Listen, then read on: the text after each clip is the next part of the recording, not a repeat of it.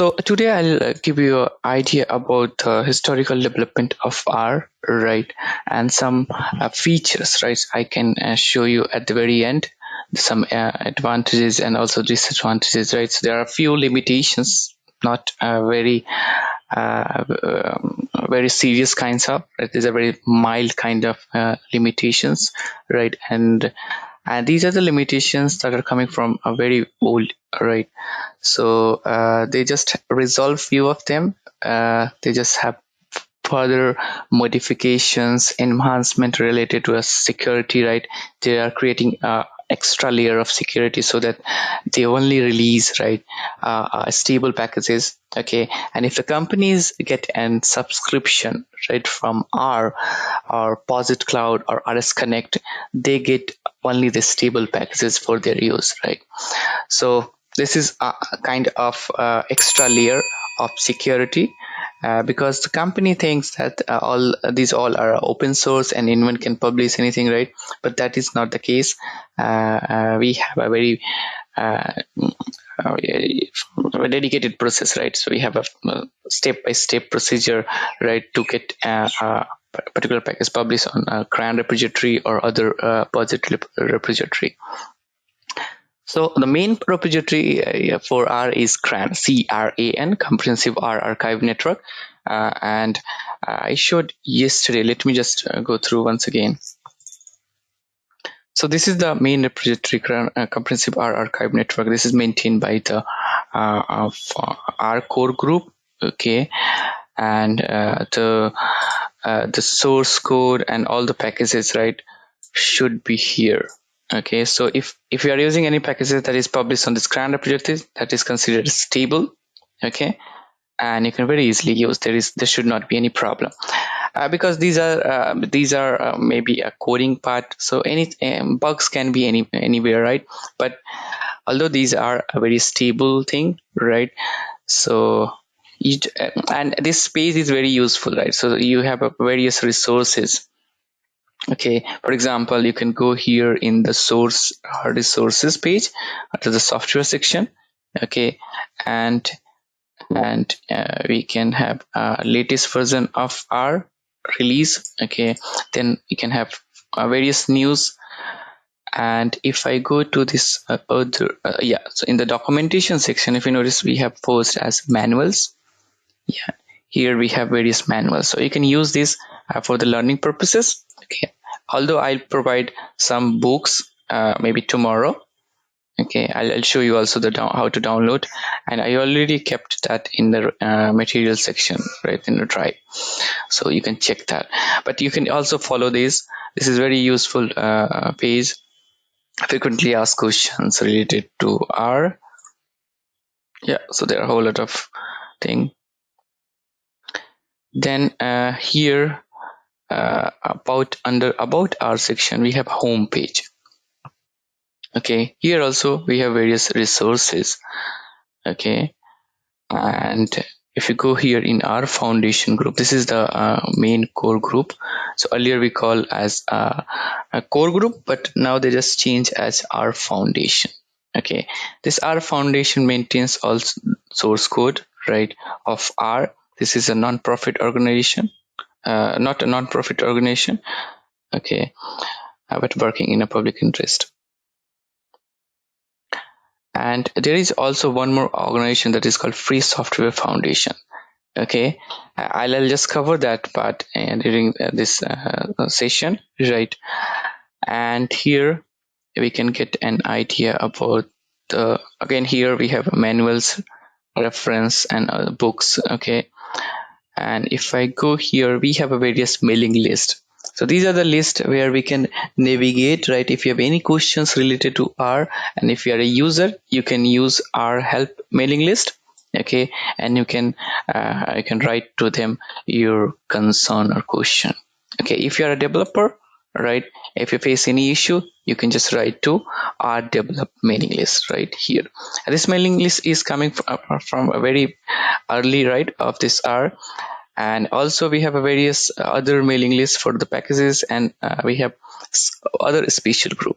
Okay, special group for MacPorts, special group for data interface, also for categorical and ecological data analysis. Yeah, epidemiological data analysis. Epidemiological is related to clinical, right? Clinical trial. Then also the other group, for example, are in finance. Okay. Then also, if you notice here, interest group on using geographical data and mapping. Okay, our graphical models, high performance computing. So there are variety of different working group. They're working just to enhance the particular thing, right? Here this is a very interesting group on teaching statistics, right, using R. Okay, then here we have robust statistics. So if you have interest in statistics, you can use these you can follow these working groups. Okay, and you get a whole lot of resources. Okay, so now I'll just cover here the slide deck first, and then I'll revisit the page once again. So here I'll cover first what is R, then I'll move to SAS. S, not SAS. This is S programming language. This is a precursor to R. Okay, and this was the paid software. Okay, but they created S. Okay, the developer of S, they created just to simplify the coding paradigm. Why? Because earlier we just have to have whole lot of detailing, right? Whole lot of knowledge required for writing any code chunk, right? So they just created for a simple user. Okay, they just have to write a few lines of code, and they can get an idea about the report. They can get an idea about the summary statistics. Okay, so this language S is created just to simplify the coding, right, for the data analyst perspective. Okay, and further, because here we have some limitations, because this S does not have a nice data visualization part. Okay, so in R they just try to implement the thing that was not there in S. And also S was the paid software. Okay, but they created R as a free and open source. Okay, so this is the thing. I'll just cover that, and then I'll cover the philosophy of S. This is very simple. Philosophy of S is just to simplify the coding part, right? So that we don't require a very sophisticated style of coding. Okay, then I'll cover again. I'll just move to R, and I'll cover some features related to R, basic feature related to R, and then I'll cover one very important organization that is called Free Software Foundation. This organization facilitates the exchange of free software across globe. Okay, we have here 4 categories of freedom. I'll cover that, and R provides all for freedom. Then I'll move to a design of R system. So R is designed in 2 parts mainly. One is base R, the other is advanced R. Base R is a basic feature that is required to just do data analysis or processing of data, right? But you can do coding in optimum way, right, or efficient way, just implementing some additional packages. Okay, and that is a part of advanced R. So whatever the new packages that you load or utilize while processing the data or while creating the report, those are a part of advanced R. Okay, and then I'll cover a limitation of R. There are few limitations, okay, at the very end, and then we'll have a question and answer session. Okay, so first, what is R? R is a language and environment for statistical computing and graphics. So this is very important. Here we have 2 words. One is statistical computing, and the other is graphics. So this is the core area, right? So in the domain of statistical computing or statistical analysis and data visualization, R is one of the best languages, right? We cannot have other languages that can have that rich capability of data visualization or graphics, and also the statistical computing. You can do data analysis and statistical computing very easily using R as compared to other software. And the most important part with the R is we can have access of a source code. You can get an idea about the function, and sometimes we have to do some kinds of implementations or some modification in some statistical computation, so you can very easily do. But for other software, I don't have generally access of a source code, so you cannot get an idea and you cannot modify that. Then the next part is generally it comes with a command line interface. So you can write just a single line, and you can very easily run that part, and you can check the output. Okay, so this is called command line interface, and R is available across widely other operating system, all operating system, Windows, Linux, Mac OS, and this is a 4th generation programming language. Okay, so let me show you some feature here. Yeah, so for example, I can write here a character vector. Maybe I can just write, this is 3rd class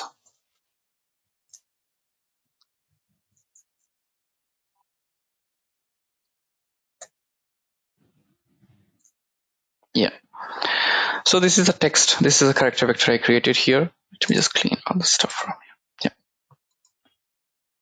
Yeah, so this is character vector I just created, and it is there here in the environment, global environment. And suppose I want to make this uppercase, so what you can do, you can just write to upper,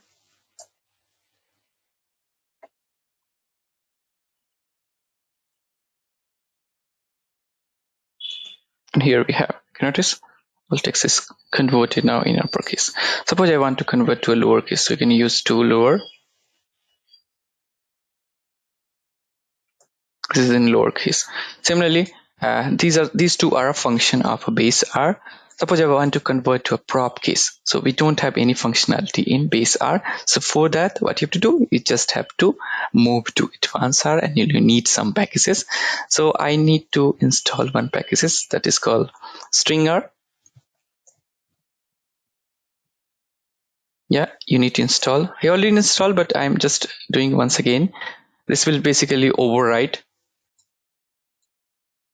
Yeah, and then after installation I can commit that line, and then I load the packages. So I can load this string R. Okay, so here, and now I can use str2 lower. We also have, let me use this. Yeah, so this is converting to a lowercase. str2 upper, this will convert to an uppercase. Yeah, and then str to sentence, so this is basically our prop case. You can notice the first letter is upper case and all are lowercase. Okay, so this is an example of a prop case. This is a lowercase.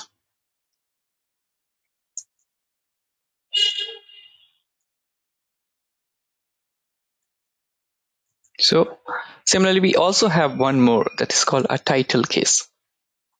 Yeah, and what this title case does, it will basically convert the first letter of each word to an uppercase. So let me show you.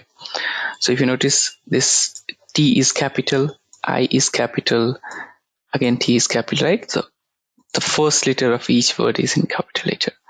Okay, this is called title case. Sometimes this is required basically in populating the title of any table. Okay, so if you notice, these functions are very user friendly because you don't have to remember.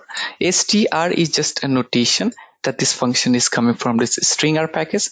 2 means it is designed to convert to a particular case. Lower means it will convert any character to a lowercase. Upper means it will convert any character or string to an uppercase. Sentence, this is a prop case. Okay, title, this is a title case. So this is the simplicity we have here. Okay, and if you want to use the base R functionality, so we just have these two. We don't have a title case and uppercase in case of a base R. So that's why what this string R package does, it will basically extend the functionality of R. Okay, so I'll pause here. Any question, anybody? And we'll cover these packages in much more detail as we proceed in the course. I want to ask to upper character, what is it doing there? Like to upper, this one, right? Yeah. So here, if you notice, we have a character vector. This is the character vector. If I print this, yeah, this was the text, right? This is the 3rd class of the clinical R. And if I convert to an uppercase, what this does, it will convert all the alphabets right into an uppercase. Okay. Similarly, if I use to lower, what this does, it will convert all the text or all the alphabets that is present here into lowercase. Yeah. Okay. Secondly, when you go in the environment here, this HAR, what is this like? What is this environment used for? Yeah, I'll show. I'll cover this part in detail maybe tomorrow. But this environment is same as working directories. This is a place where whatever thing that we'll create, it will store here. Okay, so this is our working directory. Okay, maybe you can think of this is the working directory of environment, because R is very different. So it basically stores all the things at the global level, right? And similarly, we can create maybe a dedicated environment where we can put the data sets, function, and all one by one. But by default, it stores all the objects in the global environment. We also have other environments. If I click here, we have an environment for stringrs, environment for stars package, graphics. So these are the different packages, and every package has their own environment. Okay, so maybe you can think of a different bucket, okay, that are put together, and these are separate buckets, right? But all are combined. Okay, and here we have the global environment. Hope this makes sense. Yes. Perfect. Any follow-up question, anybody?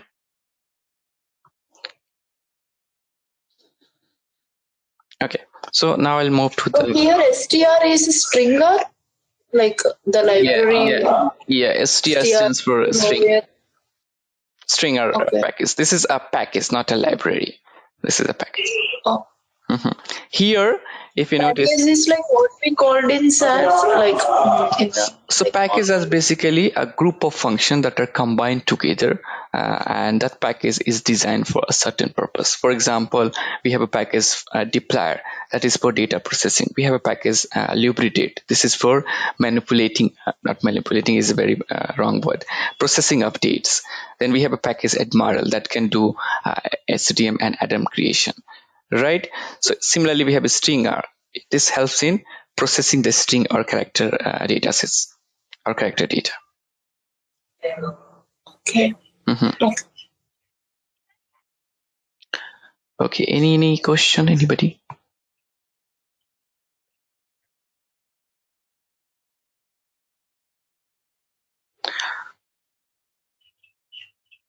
Okay. So now I'll cover the PPT.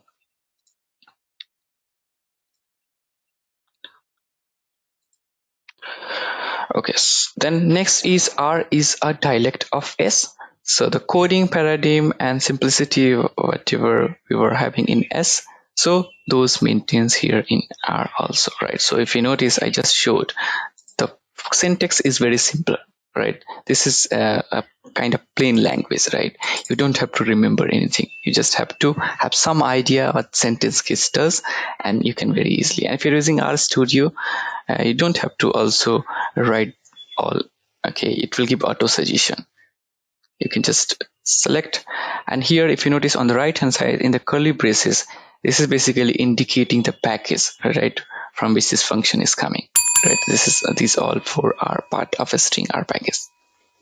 Okay, this is the base R, then this str option, this is utils, again this str flatten comma, so this is again a part of a string R package. So this is the simplicity we have. Let me move to the S. So what is S? So S is a language that was developed by John Chambers and others at very famous Bell laboratories. Okay, and originally part of A&T Corp. This is a corporation. So this Bell laboratory is very famous. So if you recall the science class, right?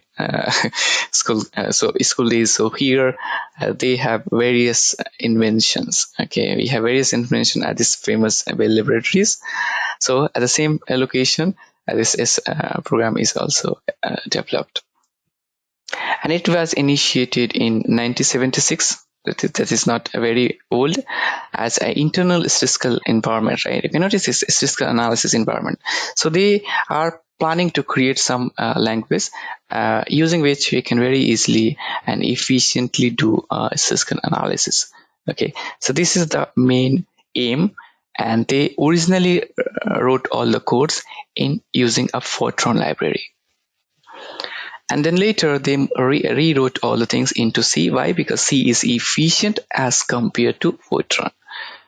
Okay, so they just rewritten all the codes in 1998 in C, and this and begin to assemble the system that we have today. Okay, so as of now we don't have S, we have S plus, that is also a paid version, a very few users. Okay, but the S plus what we have, so the source code was written in in a C language. And then they just wrote another book, right? This is a book, basically a book, data programming with data, the book Programming with Data by John Chambers. This is a green book that basically documents the version of the language. Okay. This is basically a book for a source code, how this S works, okay, what are the features and all. And then again, the fundamental of S does not change dramatically since this the very early, right? And yeah, and they just basically collected all the materials, right, in that very famous green book by John Chambers in 1990. This is the book, right, that basically contains all the versions of all the versions of S, and also the functionality of S. And this S language is very popular because in 1998 this S won a very prestigious award, right? So Association for Computing Machinery Software System Award. This is a very prestigious award in the field of computer science. Yeah, so you can very easily, right, maybe interpret or guess about the potential of S, right? So in 1998 this won a very prestigious award. Okay, so this was the achievement of S, but the problem here is they don't have a proper data visualization tool, and also they want to further simplify that. Okay, so they want to further simplify that coding part. Okay, and they implemented the data visualization tool, and that is there in R. Okay, so any question on this slide? And this was the last some kinds of descriptive class. From tomorrow onwards, tomorrow I'll show you the installation of our Studio, and then we'll have coding. Yes. Yes, support to function programming also. Sorry? Yes, support to function programming also, like create any manipulate functions. Yeah, we can create very well.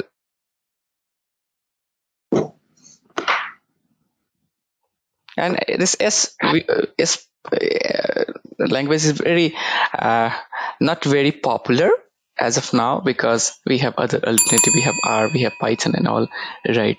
But this is the precursor to R.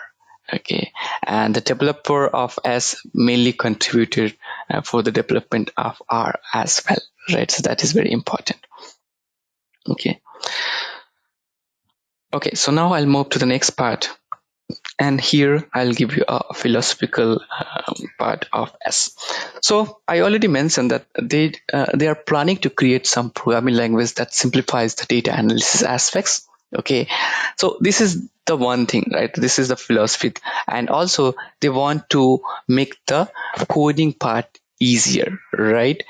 Because earlier we just have to write a very long lines of code for executing some kinds of data analysis.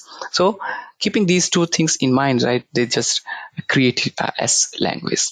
Okay, and this is the philosophy, and that philosophy basically continues in R as well, and they further simplified the coding part, and also they implemented few additional things. For example, data visualization tool, the tool for machine learning language, and also the tool for data processing. We have various packages that can help in data processing, right? And we can do a data processing very easily, but that was not there in S. Okay, and also there is a very beautiful feature of R. We can do a parallel programming. Okay, what this means, for example, you have to create 1,000 tables. Okay, and so you can do creation in series. You can write a code and you can create a series. You can do a creation of 1,000 tables in series. That means all the system processor, right? So right now we have just 8 core, 16 core processor. So you can channelize all the core at once, right? And you can divide the task. So that is called parallel processing. In the series, you are giving a task one by one. So for example, creation of one table takes 10 seconds. So you have to wait for 10,000 seconds just to get all outputs, right? All outputs of 1,000 tables. But if you parallelize your code chunk, right, if you use a parallel computations, or if you use parallel package that is present in R, you can get a result very fast. Okay, and you don't have to wait for that many seconds. You can channelize all the cores that are present in your system, and all 4 core or 8 core or 16 core that is present in your system work parallelly, right, work simultaneously to create all 1,000 outputs. And that was not there in S. Okay, so this is the advantage of R. But anyhow, we just have to study some bit, right, the philosophy of S. And the philosophy is just to simplify the data analysis aspects and also the coding part.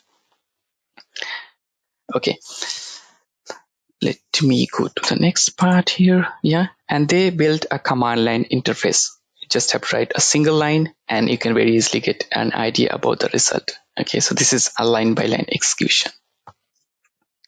And like S, R is also very interactive. Okay, I already showed a few code chunk, right? We'll cover much more, right, as we proceed. Now I'll move to the R and I'll cover some feature related to R. Okay, so this is first a development part. So in 1991, R was created by Ross Ihaka and Robert Gentleman in the Department of Statistics at University of Auckland. Okay, so this is a department, right, statistics. So mainly they are planning to do kinds of statistical analysis, right? So if you notice at the first slide I showed, R is an environment for statistical computing and graphics. So data analysis you can do very easily, data processing you can do very easily, right? All the modeling you can do efficiently right here in R. And they just announce, right, the first first in 1993, the first announcement of R was made to public. So they created in 1991, and they kept for 2 years as a private part, right? So they don't maybe announce it, and they use for 2 years as a internal or they just use for their internal work. Okay, but they announced in 1993, right? This was the first announcement of R. Then Ross Ihaka and Robert Gentleman, they experienced developing R, right? So they documented all the things in the Journal of Computational and Graphical Statistics. This was the paper released in 1996. Then here comes a very interesting person, Martin Marshall, right? In 1995, he made an important contributions by convincing Ross and Robert to use the general public license to make R as a free software. Okay, so we just have to thank this person, otherwise we don't have, so we don't have a free part. Okay, so in 1996, the public mailing list was created. 2 public mailing lists mainly. One is R Help and the other is R Develop. And these 2 mailing lists exist today as well. So if you are a developer, so you can use this R Develop mailing list and you can write to them if you find some issues with the code. And if you're a normal user like us, so you can use R Help mailing list and you can write to a community and they will respond. They are very proactive, right, in resolving the issues of user. And then in 1997, the core group was formed. This was the main group, right, that basically maintains the source code of R. So right now we don't have core group. They've just renamed this name, and now we have R Foundations. Okay, and here if you notice, the containing some people's associates with S and S plus. Okay, so the associates are a developer of S, right, and S plus contributed, right, as a member in our core group. Okay, and the core group basically maintains the source code of R, controls and maintains the source code of R. And finally, in 2000, right, 24 years ago, this first version of R was released to a public, version 1.0.0. So this is the development of R. So any question here on this slide?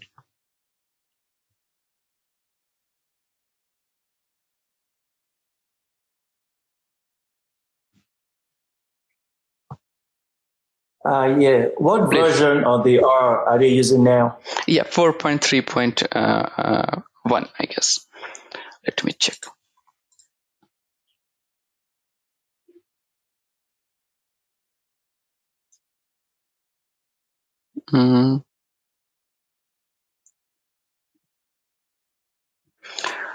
Okay, so this was the version 4.3.3.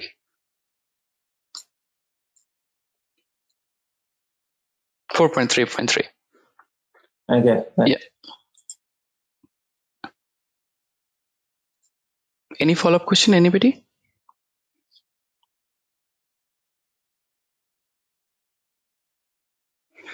Perfect. So now I'll move to the next part, and here I'll show you a basic feature of R. So this has similarity with S and user-friendly coding paradigm. The next part is this runs on all computing platform and operating system.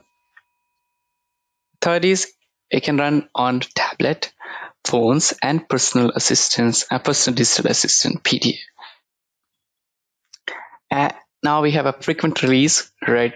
And they try to implement the new things.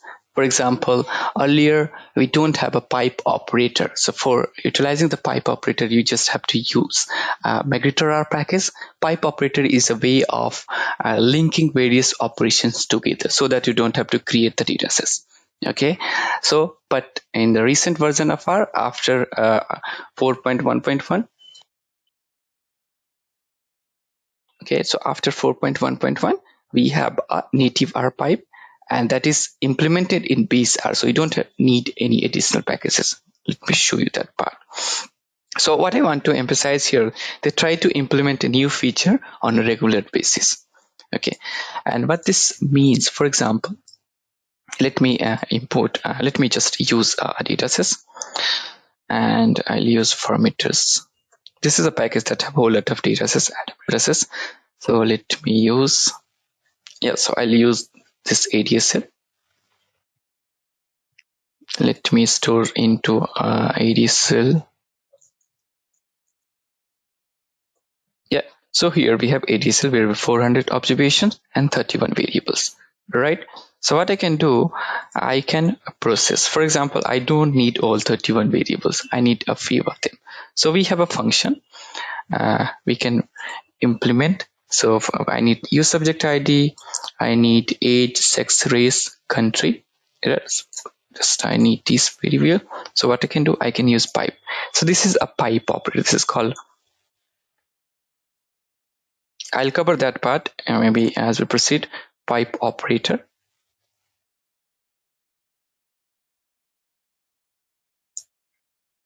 Okay, and then what this pipe operator does, this will basically allow us to write code in sequential way. And if you write that code in sequential way, you don't have to create a multiple data sets. That means here I'm just creating a single data set. Suppose I want to filter here, so I can use a filter function. I can apply filter on safety population. Yeah, suppose I want to evaluate select a few variables, so I can use select function. And here this pipe, filter, these all are a part of a deployer package, right? So you have to load that package first. And also one thing, so first of all you'll have to install the package, right? So for any package, if you want to use, you'll have to install first, and installation you'll have to do for a single time, right? So let me just write here a code chunk, and then I can comment so that you can uncomment and install right in your system if you don't have that package. Yeah, so this is the first. Then second, again,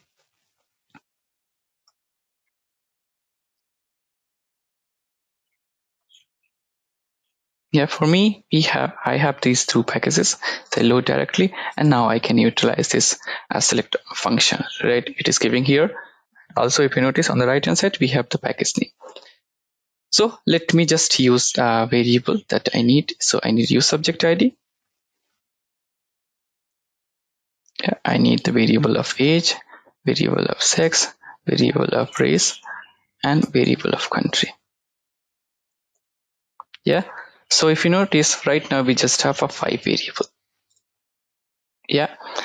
But if we don't use pipe, we'll have to create a separate data set at each stage. Okay, and that is not efficient, because if we create multiple objects here, it will basically exhaust your RAM space, and you're not able to do all data sets creation, right? So because of that, they implemented this pipe operator, right?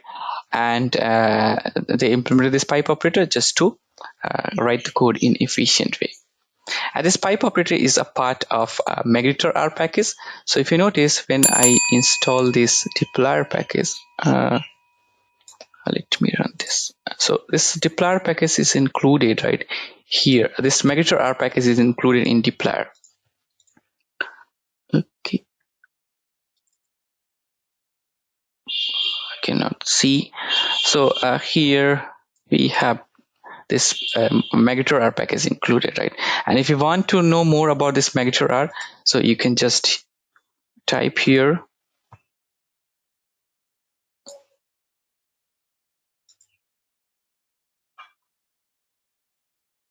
Give me a second. I can just go here in help.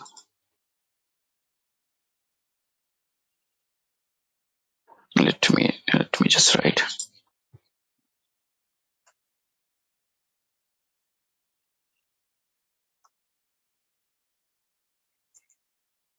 Okay, so I guess Magnetar. I guess yeah, let me just check.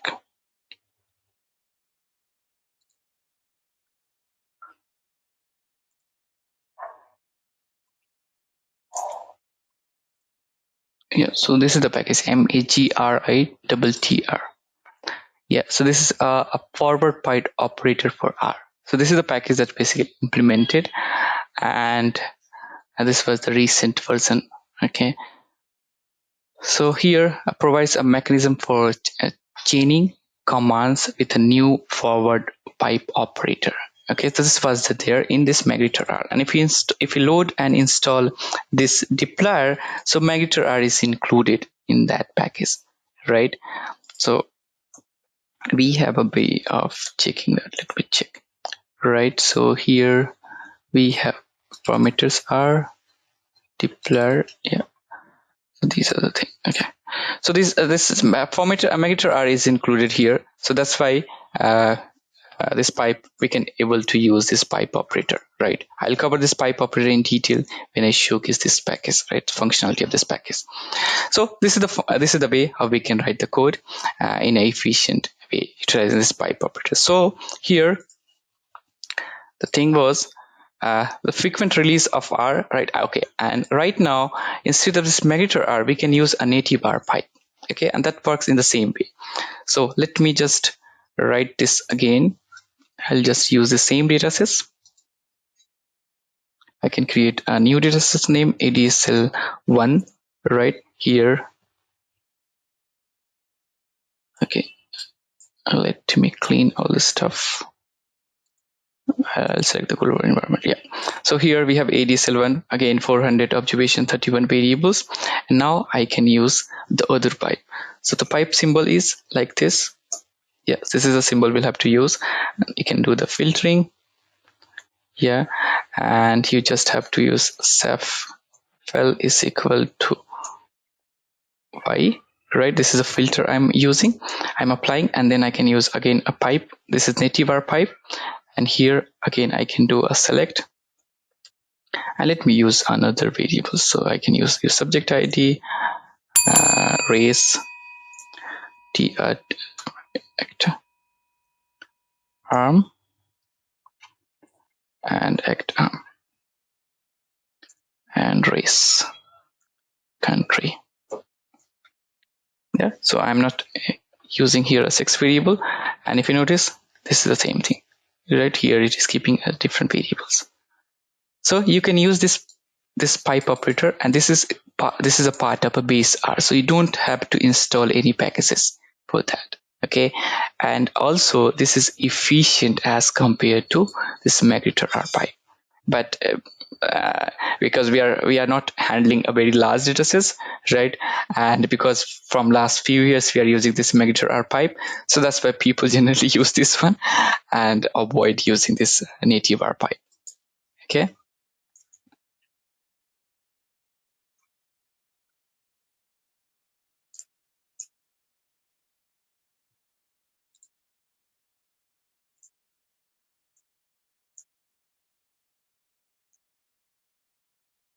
Part of base R, and you don't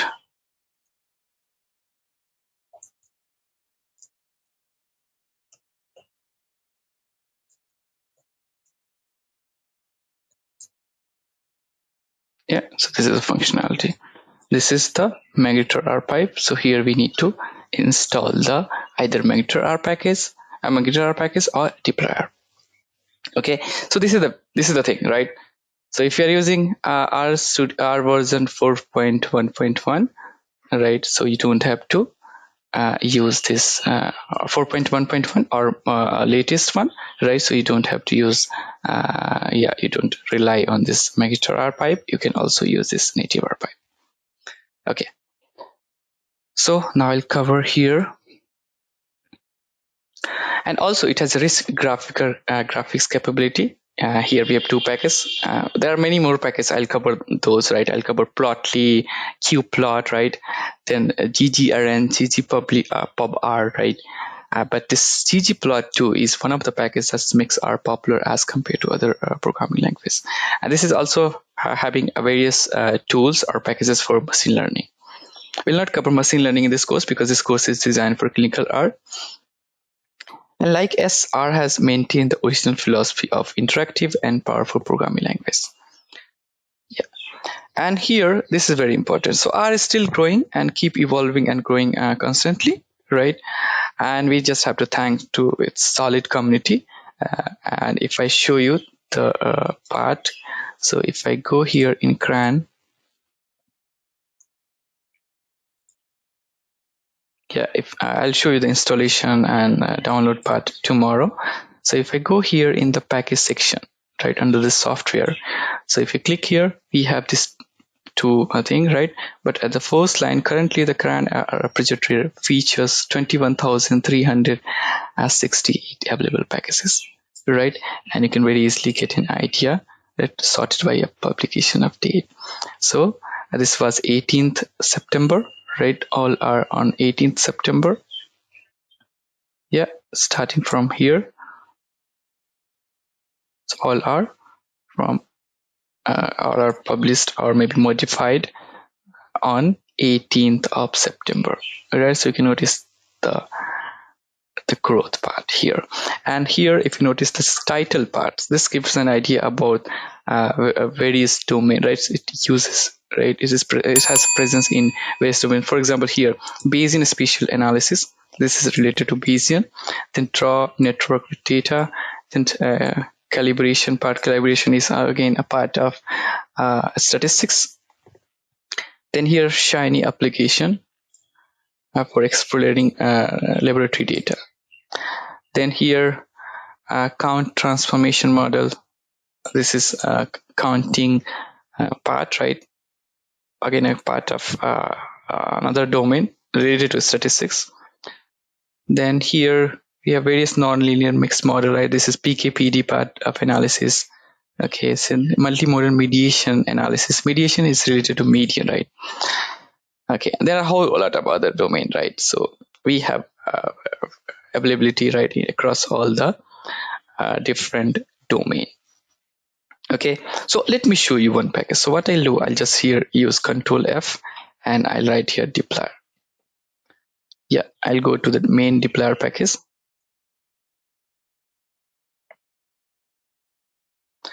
Okay, let me search.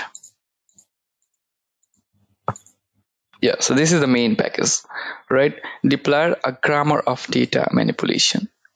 Okay, if I click here, it'll give an idea, right? This is the grammar of data manipulation, a fast, consistent tool for working and with a data frame like objects, both in memory and out of memory. Okay, then here, basic information, version, dependencies, and maintainers and all, right? I'll go to the next page. Here we have a documentation. You can use this reference manual, right? It will basically open a few pages, right? It's 106 page document where it basically describe all the functions. For example, this function is across. It will give an idea about the function, then uses, few arguments, description, and at the very end, we should have some use cases. Okay, so this is the way. Or this is the reference manual. You can also go to the vignette section and you can have this nice layout, right? And here it cross compare with the BSR and deployer, right? And here we have various use case, right? So you can use this example for day-to-day practice. Anyhow, I'll cover these as we proceed. So these are the very nice tools. You don't have to rely to anyone, right? And here we have various other information, right? So we'll cover deployer later. So that is one part. So I'll pause here because I cover a whole lot of things. So I'll pause. Any question, anybody so far? Yeah, Ranjit, Riyaz here. Yeah, please, Riyaz. Yeah, as we are particularly focusing on clinical programming, right? Correct. So how do we get to know what are the packages are useful for the clinical programming for our work day-to-day work? Yeah, we'll cover each and every package that's required for clinical R programming, right? And you have to have some idea, right? Once you get an idea, right, you can very easily search, right, in the CRAN, because this is a very they just publish various packages on a regular basis, but you don't have to study all, right? You just have to study the number of packages that is sufficient for your role, right? So I'll cover those packages in the class. Yeah. So do we have any as you are showing, these are the packages related to different domains? Do we have any specific thing to get to know these kind of packages? We don't have any such list. Yeah, we don't have any such list, but maybe we can work together and we can create that part. Maybe after completion, of course, I can. Yeah, sure. Yeah, but anyhow, we'll cover all the packages that is required, right? And I'll also give you some additional thing at the very end. Yeah, thank you. Perfect. Anybody, any follow-up question, thoughts, anything? Ranjit, can you show me again that ADSL, how you have ran in the R before? Yes. So what dataset? Yeah. Correct. So here, this is a package formatters. This package have a whole lot of datasets, Adam datasets, right? What I did, I just I already installed, right? So I don't have to install again. I just loaded this package, and then you just have to use EX. EX is a short notation for example, right? You just have to write underscore, and here it gives all the available packages that are part of formatters. So you can utilize these packages for your day-to-day practice. And what I did here. So if I wanted to see, what and all there in that, EX ADSL, it came here, not to your environment. How it came to your environment directly? It will come if you click there. Yeah, no. So here you just have to. What I did, I just reassign this whole thing into an ADSL. Right, with the name ADSL. Yeah. So if I do that, what this does, it pulls this EX underscore ADSL that is present in formatters R package, and it is assigning into our global R environment, right? So, and now we can very easily click and we can see the variables, rows, and other things. I'll show you how to do that. This is Okay. basically a left assignment. This is basically copying all the data sets right from this parameters R package to our ADSL, and ADSL we are creating here, and it will basically create inside the global R environment. Yeah, once you direct to the ADSL, you have renamed this folder inside whatever the data is. You have renamed. After this, what function which you need to give to get into the environment? Correct. Yeah. So we are just pulling this data sets inside the environment, and then we are applying this filter function. Then we are selecting this whole thing. Okay. So it will basically first it will be run from top to bottom. So it will pull this data, right? It will give this here. Then it will apply the filter. Then again it will apply the select option. Yeah, so I don't want to apply anything, just I wanted to see only the things what are there in the XADSL dataset. Yeah, so what you can do, you can just write this way without doing any kinds of assignment. You just run this and it will open here in the console, right? But if you notice, if you open in the console, it will basically not populate all the variables. Correct. So because of that, what you can do, you can assign another object name. Correct. Yeah, and it should be there. And now you can open. Oh, directly it will come there. Correct. Yeah, it will come there. Okay. And you can we can move around there. Okay. Okay, Ranjit, I do have R and R Studio on my thing on my laptop, and my R is actually 4.4 version, and your R Studio shows 4.30. Yeah, for R Studio, R here, if you notice, R is 4.3.3. Yeah, but mine is 4.3.0. So how do I update it? Yeah, so you can update. You can just go to this page. I'll show you tomorrow. The CRAN repository page. Yeah, here. In this page, you just have to go to the main page, CRAN. Yeah, you can install that, and you can install from here.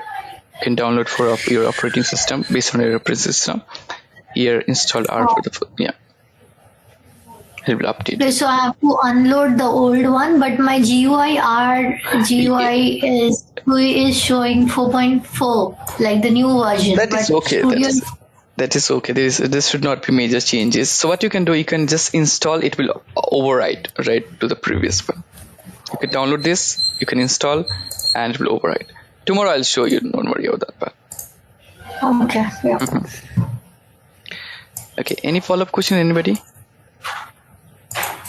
Hi Ranjit, Akshay here.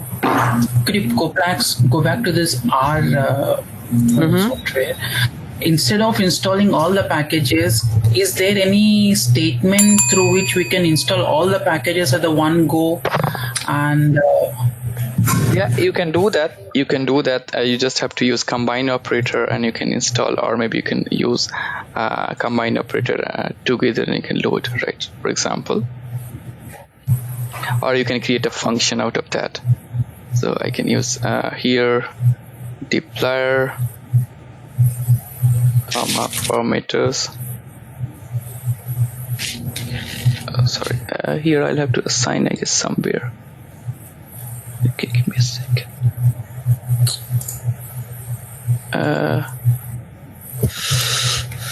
You can use this way, I guess.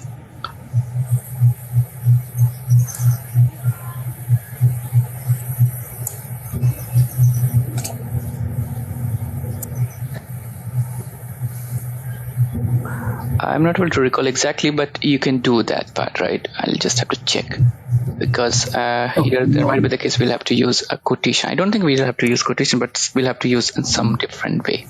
Okay, you can do that. Okay. Yeah. Later I'll show you how to create a function. You can create a function, and you can specify the package name at the very beginning, right? And you can install that part one by one. Okay. Okay. Suppose in the packages what we are using only for clinical purpose, those all can be combined and can be used at one go, right? That is not an efficient way, actually, right? So because if you're not utilizing a package, and if you're importing or if you're loading that in your R's environment, that is basically, you are basically occupying your RAM space. Okay, so the package that you need for a particular R session, I just recommend just install and just load that only, right? So it's an memory issues, Correct, RAM correct, issue. correct. Okay, Ranjit. So you mean like whatever the package is required, we have to install that, so we can save our You can RAM memory, install, right? yeah, you can install any number of packages. That is not part, that is not issue, because it will basically dump all the packages. If you install any package, it will basically store in your C drive. Okay, Don't make me add. but if we load that, it will basically pull that package functionality inside your RAM space. Okay, and because of that, if suppose you don't need all the packages, you imported 20 or you basically loaded 20 packages, right? So in that case, you'll have issues of memory allocation, because the package that you don't need, ideally you should not put that part inside your RAM. Okay. Yeah, Got it. Thanks. perfect. Any follow-up questions, thoughts, anything, anybody?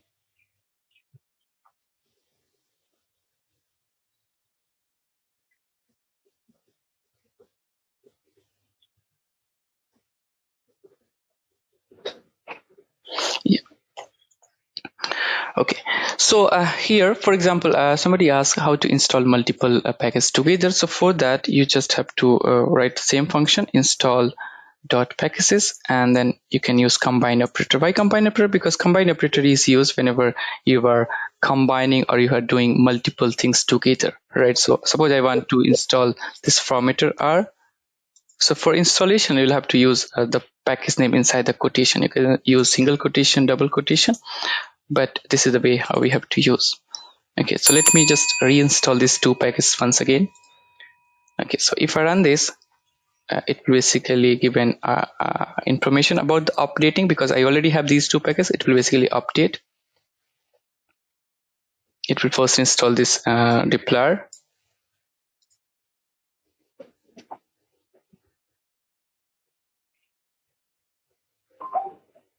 Okay, so these two are installed, and if you notice where it is basically copying, it is copying in C drive. Okay, so this is the main part. So that is very important. Installation.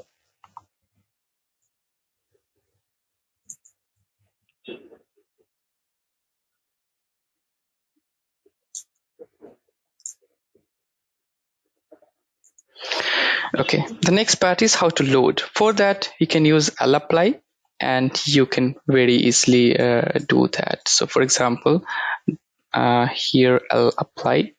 Lapply is a way of specifying things in a list way, right? So whatever the object that will specify here, it will basically work as a list. Okay, and lapply is an efficient way of doing certain things, right, on a repetitive way. So here what I'll do, I'll just specify this package name one by one, and here I can use the quotation. Maybe I can use inside the quotation, right, formatters. Why I'm using quotation? Because if I don't use quotation, it will give an error, because any character that you are specifying must be wrapped inside the quotation, either single or double. The second is deployer, and the function I'll use as a load. Okay, so I'll use this load function, and then I can specify the other thing, character dot only. So this is a thing. Let me just run this part. Okay, let me try it with the other. There is another function required. Okay, let me use one more symbol.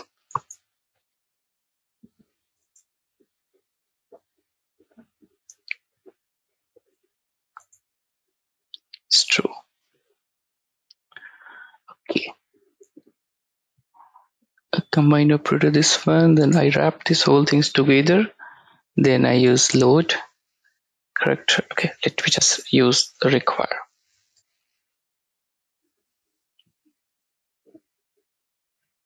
Yeah, so now this is loading. So what this does here, this load is also a function because, sorry, not load, library. Let me try this with library. Okay, you can notice it has loaded, right, all the packages. So if you use library, here we have deployer, then we have formatters. So you can use either require. Require is also a way. For example, I want to load a package. What I can do, I can write here require, and I can write the package name. It will load, right? So you can use here library or you can use require. But if you use require, it will give a not a detailed result. It will give a very crisp result, right? It will give just true. So if you're able to load this package, it will give true. Otherwise, it will give false, right? And this and why it is giving, because of this. Okay, it is just we are just controlling the character, not the whole thing. Hope this makes sense. Hi, sir. Okay, perfect. Anybody? Any question? Hi, sir. Yeah, please. Hi, sir. Sir, instead of like writing the name of packages in lapply, can we create one object for like install.package for like can we create one like object for like install.packages and then directly apply that object to Correct. Yeah, this lapply? Yeah, you can do that. You can do that. Let me just showcase. So for we can create pkg as a object, and here I can dump all the packages one by one using this combine operator. Okay, and then I can call that pkg in lapply. Yeah, pkg. This is a sort of receptor package, and then here require function character.only. Oh, sorry, I just have to run this pkg as well. Now I can run and it will load that. Okay, so you can do this way. Okay. Okay. Thank you. No worries. Yeah. Any follow-up question, anybody? Okay, so now I'll move to the slide. So we have 21,000 packages as of now, and here we have 2 mailing lists, very active, our help and our develop. You can just write to them if you have any question or concern. The next is it has a very good tools for statistics. Statistics is now a very big things, right? So you can do all kinds of statistical analysis, whether it is survival analysis, Kaplan-Meier, Cox, then MMRM, right? Mixed modeling, recurrent data analysis, right? You can do all kinds of modeling with the same kinds of accuracy as of other paid software using R. So you should not have any issues. Then it can perform a data wrangling very easily and efficiently, right? So we have packages like dplyr, libridate, admiral, tidyverse, right? So we can very easily do the data structuring. Then I'll cover here a free software part, right? So there is an organization, a free software foundation that basically maintains the exchange and of software right across globe. So major advances that R has over other statistical packages or software is this is absolutely free. Okay, so and we have all kinds of freedom, and this is the public the copyright of public primary source code of R is held by R Foundation. So they just changed the name from R core group to R Foundation, and right now we have a general public license version 2.0. so if we install R, so you'll get this information. I'll show you that tomorrow. Then this is the organization, Free Software Foundation, right? This organization basically helps in exchange of software across globe, and this has 4 kinds of freedom. So freedom 0 is freedom to run the program for any purposes. Freedom 1, this is freedom to study how the programs works and adapt it based on your need. The freedom 2, right, F2 is freedom to redistribute the copies so that you can help your colleague. And freedom 3, that is a fourth freedom, F3, this is a fourth freedom to improve the program and release your improvement to the public so that everyone benefits out of your work. Okay, so in R we have all kinds of all 4 freedoms, right? So you can run for any purposes, you can study the code, and you can modify based on a requirement, you can redistribute to a colleague, right? You can release your improvement to the public so that everyone can get benefit out of your work. And this organization is very important, so you can search here Free Software Foundation. Yeah, this is a page. Okay, there are other resources you can find, right? Let me go to the about section of this page. Okay, yeah, so I just want to read the mission or aim of this organization. Yeah, support our mission. So the most important support we can give, advocate the business. Okay, so I just want to read. So they basically launch various campaigns on a regular basis. As the main part is just okay, so here we have. So Free Software Foundation is about the control over the technology we use in our homes, schools, and businesses, where computers work for our individual and communal benefit, not for the proprietary software companies or governments who might seek to restrict the monitor us. The Free Software Foundation exclusively use free software to perform its work. Okay, so and this is basically is working to secure freedom for computer users by promoting and developing and use of free, free as in freedom software and documentations. Okay, so basically they try to create a kinds of social movement, right? Making people's aware, right? And they're trying to maybe convince the developer just to release these as a free stuff. And right now there is a hype about the Web3 development, right? And if you have a Web3 development, so those are basically mainly a free part, right? And everyone benefits, whether it's a writer. So for example, you created one tools for the use, so you as well as the user both get benefit out of the revenue a particular person receive, right, out of a work. Okay, so we as a user, we also receive some incentive, okay, because we are giving our data, we are giving our digital footprint on that platform, right? So this is the maybe more prevalent as in coming future, right, because of induction of Web3 world. Okay, so here we have, and then I'll go to the next slide here. This is a comprehensive as primary R system is available on the comprehensive R archive network, right? I already showed multiple times. This is a central software repository supported by a R Foundation group. Earlier, the name of this R Foundation is R Core Group. This CRAN also hosts many advanced packages. I already showed just to extend the functionality of R, right? These are additional things. That is part of advanced R. And here this is divided in two conceptual parts. One is base and the other is everything else. And under the everything else, we have the advanced R.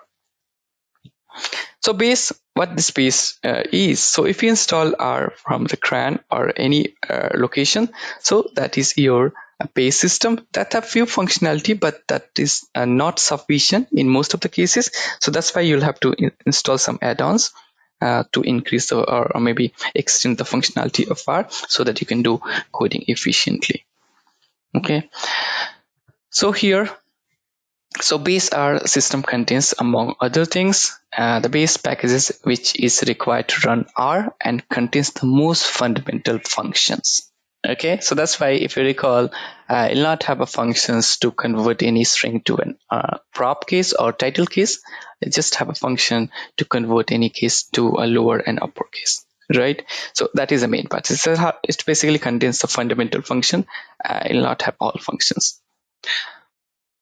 And the other packages, for example, if we install this base, right? So there are other packages also there, right? So these are a part of a base system.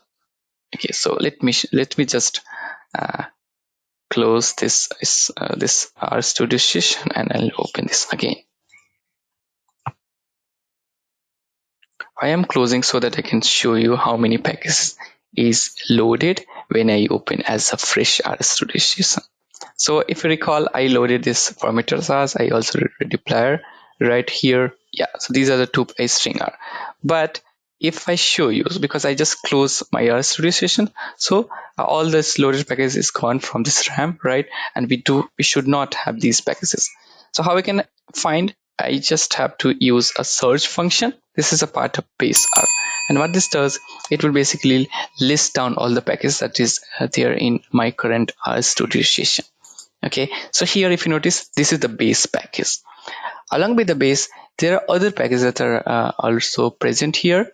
Okay, in excluding this global environment, and these are the packages that's required to support the base. Okay, and these all that I'm highlighting, this is a part of a base R system.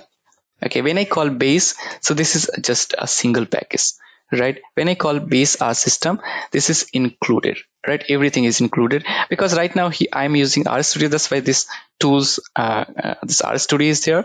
Otherwise, we should have these many packages. Okay, let me show you that, because I can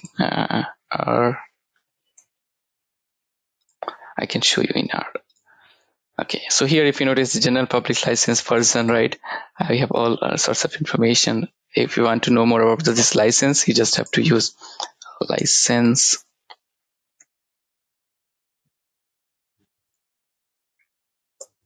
Yeah, so here we have, okay, where is general public licensing 2.1? Oh, right. Okay, so let me show you the search.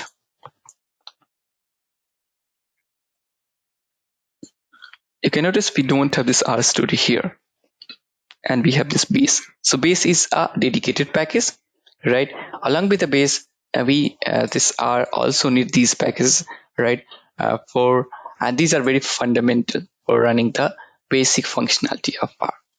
Okay, so this, if we include all the packages excluding this global environment, this is called a base system, and we have extra package right in the base system with name base. Okay, so I hope this makes sense. And this is the R interface, right? I'll show you the installation and how we can utilize this tomorrow. Okay. Sir, I have one question. Please. So let's say we are doing something on SAS, like on R. Correct. And we close the window. R will ask, you want to save or you want to save or not. We clicked on, we don't want to save. But when we reopen that R window, that all the object that we made earlier, it will come again. How this is possible? So we are not saving that file. Correct. So it will basically bring all the objects here, right? Because it is not cleaning your global environment. It is basically removing these functions, right? Removing these packages that is loaded in your RAM. So that is two different things. So here it will basically preserve all the objects that you created during your previous RStudio session. So it will keep all those, right? But it will not have the package installed. Why? Even we are not saving that file still. Yeah. If you save also, it will not have packages installed in your fresh RStudio system. Why? Because this is a way of this is an efficient way of doing the programming. Why? Because, for example, maybe you can start from today onwards. After a month, you have tons of packages loaded, right? And you don't want to keep all the packages in your RAM space, because it will basically exhaust or kill your RAM space. Okay, so that's why if we close your RStudio session, so it is designed in such a way that it will basically clean your RAM space, right? And so that if you need that package again, you can load and you can utilize. Hope this makes sense. Okay. Yeah. Perfect. So, okay. Yeah, that's fine. Yeah, thank you. No, it's okay. Okay, so let me go to here. Then again, there are recommended packages, right? This is foreign for importing the data, right? Survival is for survival analysis. NLME, this is nonlinear mixed estimations. Lattice is for data visualization. So we'll cover a few packages, and I'll cover some additional. So there should not be this list recommended. There are many more, right? I just wrote a few here. Then there are various packages that are being developed on other repository like GitHub and Bitbucket, right? But I'll recommend whenever you are trying to use any packages, try to install from the CRAN. Okay, and if you use this install.packages, it will basically install the package from the CRAN repository. Okay, if you want to load from these other packages, right, you'll have to use a remote function. Okay, now I'll move to the limitation of R.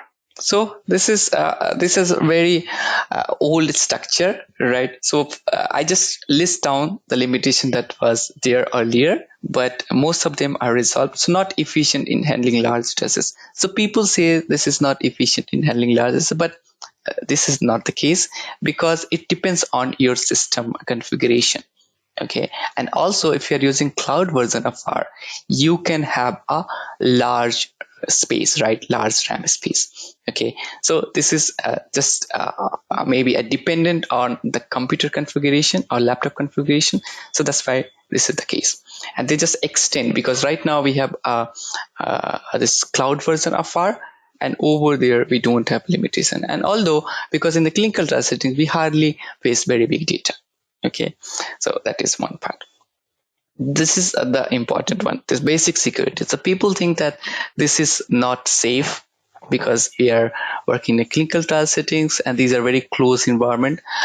But here, suppose anyone wants to publish their work on the CRAN, so these have to go through a various kinds of checks of their codes, of their way of evaluating certain procedures. Suppose I created a package for evaluating the mean, median, and other summary statistics. So I have to write the code in a certain way so that it not fails, right? And it should be efficient coding. You cannot write in a very loose way, right? So they do all kinds of checks. And also if the company needs any R platform for their use, so the R group basically provides a list of stable packages only, right? And at the company level, for example, a company like Novartis, Roche, GSK, they have dedicated team. Okay, they do again another layer of review for a particular packages, right? And they have their internal review whether that package is stable, whether we have bugs reported in that package, right, in few 6 months or 1 year. If we don't have such scenario, then only they just adopt or choose that package for their internal use, right? So we should not have to think that this is not secure. Okay, we have a secure environment. Okay. And also if we take a subscription from a Posit Cloud or RS Connect, so they will provide additional support along with the additional layer of security. Okay, then for a user like us, we don't have to worry because this is not very unsafe, right? And also we are basically utilizing the free version of R. That's why we don't have additional layer of security. But anyhow, if you are using a stable package that is present on a CRAN repository, you are way ahead. Okay, and you don't have to think about the security aspects. The third thing is not having customer support. This is one of the limitations, but we have a very solid and vibrant community. Okay, you can write to them and you'll get a resolution in a few minutes, right? So that much of a vibrant community we have in R, right? Because this is not a free software, so that's why we don't have any customer support as such. But if the company takes a subscription from the Posit or RS Connect, so they get some support. Okay, but for a user like us, we can write to a community and we can get an answer. Okay, the fourth is not efficient in working with the cloud. This was the earlier limitation, right? The old limitation, but right now we can work very easily, right, with the cloud, and we can increase the speeds as well. The last is, this is not a limitation, it's spread across various packages. That means if you want to do maybe mean evaluations, summary statistic evaluation, you can do in various functions, right? So let me show you. So let me create a vector.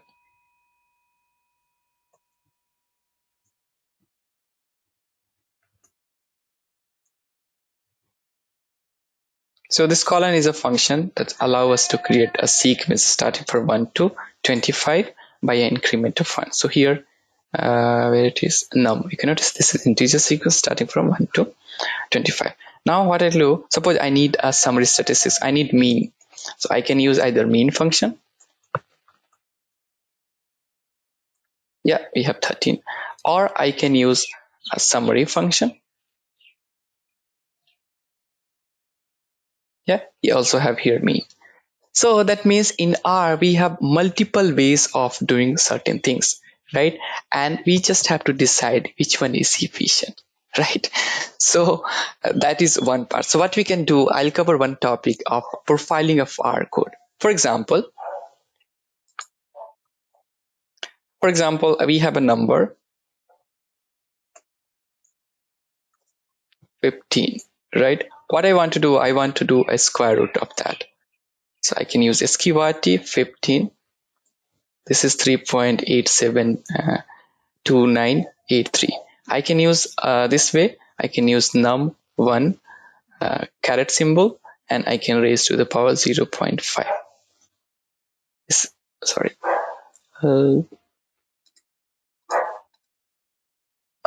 Num1. Sorry, I just have to run this first, and I can use here num1. Yeah, so here we have, and again, both are giving the same answer. The thing is, which one we should use? So for that, we can use profiling, right? So we can use a benchmark.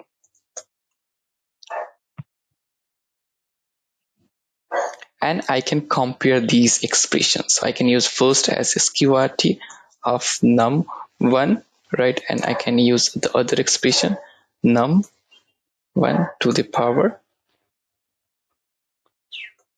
0.5. So what this does, it will basically provide a result here. So it will compare these two expressions. This is expression first, this is expression second. Here we have minimum time, so 10 nanoseconds, 100 nanoseconds. Here 200 nanoseconds. This is minimum time. Median time. So median is one of the way where we can compare two expression. So here you can notice this sqrt function takes 200 nanoseconds, whereas this num to the power 0.5 takes 400 nanoseconds. That means this first one is efficient. So this is efficient as compared to, yeah.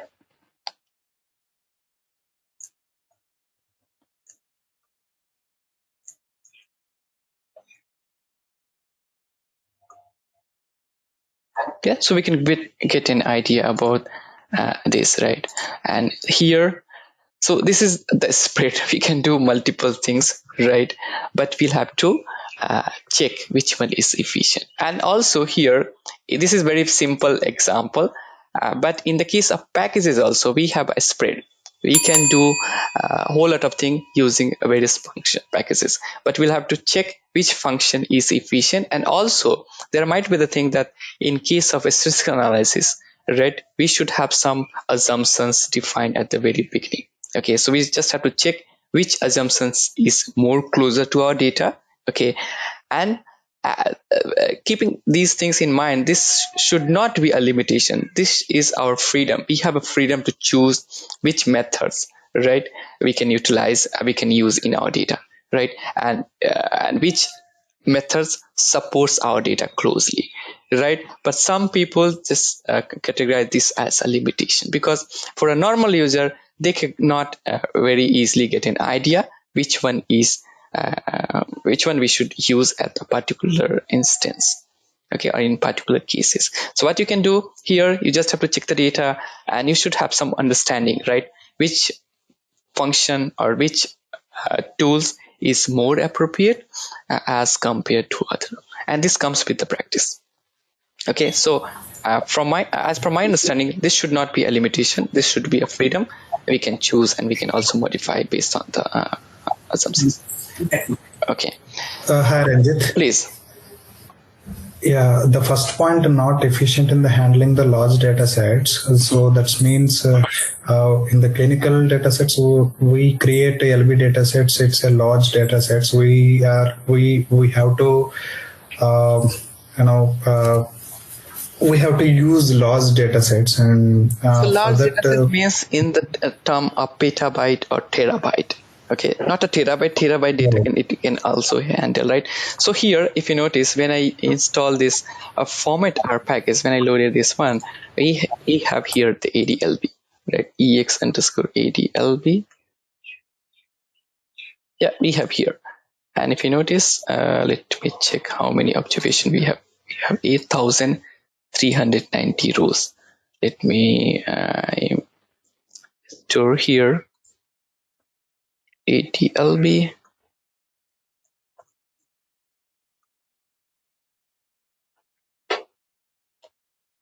Yeah, so you can notice it can import data 8,400 rows just in few seconds, right?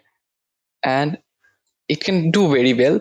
But when I mention here, when I am describing this large data set in terms of petabyte, okay, or gigabyte, terabyte, not in GB. GB you can handle very easily.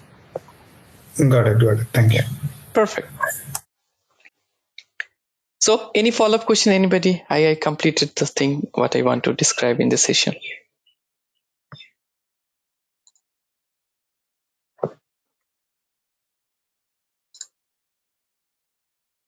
So, I recommend everyone, right? So, maybe you can just ping your number, right?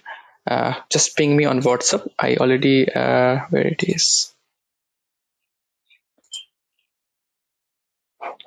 I just wrote somewhere my number. Yeah, here. You can just take a screenshot or you can just jot down, and I recommend everyone just to ping so that we can chat, right? And if I am not able to take a class because of any reason, I can just convey that group. Okay,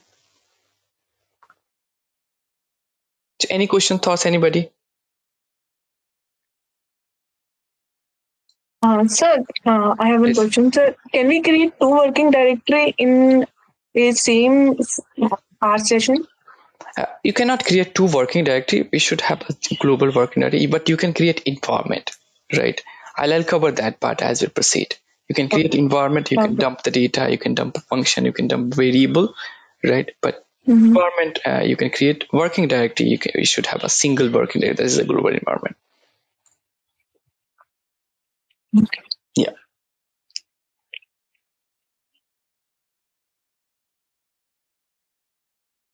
Okay, so if you don't have any questions, just we can just sum up the class, and I recommend everyone just to ping me on WhatsApp so that I can create a group and I can add all of you there. Okay, so thank you everyone. Thank you for your time. If you don't have any question, maybe we can close the session. Thank you. Bye everyone. Thank you, Ranjit. Thank you. Thank you, sir. Bye. Bye. Thank you all. Thank you. Thank you. Bye.